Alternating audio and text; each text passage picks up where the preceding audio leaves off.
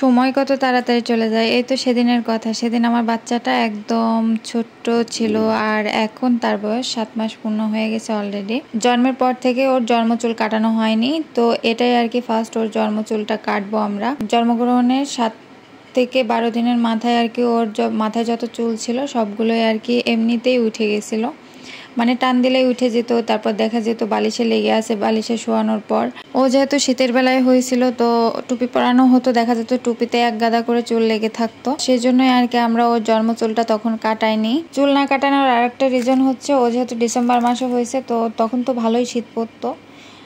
সবাই বললো যে থাক, যেহেতু হেয়ার গ্রোথ কম আছে আর হচ্ছে এখন শীত পড়তেছে, একটু যখন গরম পড়বে তখন আর কি চুলটা কাটানো যাবে।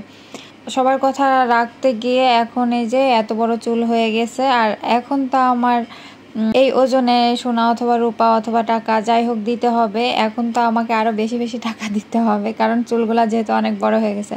তখন যদি আমি কেটে ওজন করতাম তাহলে খুবই কম অ্যামাউন্ট আসতো। তো যাই হোক, কেন জানি আমার ছোট বাচ্চাদের চুল কাটলে মানে চেহারা দেখতে ভালো লাগে না। তো আমার ছেলেকে মাশাআল্লাহ তেমন খারাপ লাগেনি। আমার ছেলে জন্মের পর থেকে এত বেশি চঞ্চল যে মানে কিছু বলার নাই আর কি, প্রচুর পরিমাণে চঞ্চল। তো ওর চুল কাটতে যেয়ে সবাই হাঁপিয়ে গেছে, চুল তো কাটতেই দিতে যাচ্ছিল না যেহেতু অনেক চঞ্চল। মানে পা হাত পা যতক্ষণ না ঘুমাবে ততক্ষণ পা হাত পা চলতেই থাকে। ওর মামা আর ওর বাবা চুল কাটছিল, আর এই মেশিনটা দাদু আর কি ওর চুল কাটার জন্য দেশের বাইরে থেকে নিয়ে আসছিল আসার সময়। ওরা কাটা শেষ করার পর আমি লেজার দিয়ে আর কি কেটে নিয়েছিলাম, ওরা আর কি এটা দিয়ে জিরো মেরে নিয়েছিল।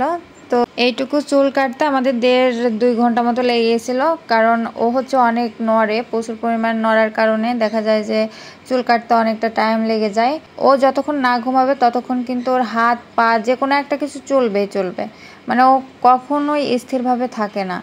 ও একদম জন্মের পর থেকে 3-4 দিন পর থেকে এরকম। তারপর আর কি আমি ছোট ছোট যে চুল লেগেছিল আমার মেকআপ ব্রাশটা ওর কাছে দিলাম, ও তো নিয়ে রীতিমতো খেলা শুরু করছে। ও মানে কোনো মতে আমার কাছে এই ব্রাশটা দিচ্ছিল না, আর এই ব্রাশ দিয়ে আর কি ছোট ছোট যে চুল ছিল মুখে ঘাড়ে গায়ে লেগেছিল, তো সেগুলোই আর কি ক্লিন করে দেওয়ার পর ওর কাছে দিলাম। আমার বাবুর এখন নতুন অ্যাক্টিভিটিস হলো ওর মানে যে জিনিস ভালো লেগে যায় সেই জিনিসটা না নেওয়া পর্যন্ত ও আর কি শান্ত থাকে না। তো কার কার বাচ্চা এরকম করে অবশ্যই কিন্তু কমেন্ট করে জানাতে ভুলবেন না, আর আমার বাচ্চা মাশাআল্লাহ বলতে ভুলবেন না, ঠিক আছে? আমার ভিডিও আপনাদের কাছে কেমন লাগে অবশ্যই কিন্তু কমেন্ট করে জানাবেন। আর আমার বাচ্চাটার আরেকটা নতুন অ্যাক্টিভিটিস এখন দেখা দিচ্ছে, সেটা হচ্ছে আমরা যদি বলি যে বাবু আমাদেরকে একটু ভয় দেখিয়ে দাও, তো ও হচ্ছে মুখটা দেখতেই পাচ্ছেন ভিডিওতে কেমন করে, মানে বডি বিল্ডাররা যেরকম একটা ভাব করে ও ঠিক ওইভাবে করে আমাদেরকে ভয় দেখায়। ওর নানু, ওর দাদি, দাদা যদি, ওর নানা যদি বলে যে বাবু আমাদেরকে একটু ভয় দেখাও, তো ও ঠিক ওইভাবে করে নানা নানুর ভয় দেখায়, দাদা দাদির ভয় দেখায়। তো আমার বাচ্চাটাই মানে দুষ্টামির শেষ নাই, সারাদিন ধরে দুষ্টামি দুষ্টামি দুষ্টামি। আগে তো আমার সময় কাটতো না, আর এখন কোথা থেকে মানে দিন হয় কোথা থেকে রাত হয় আমি কিচ্ছু বুঝতে পারি না।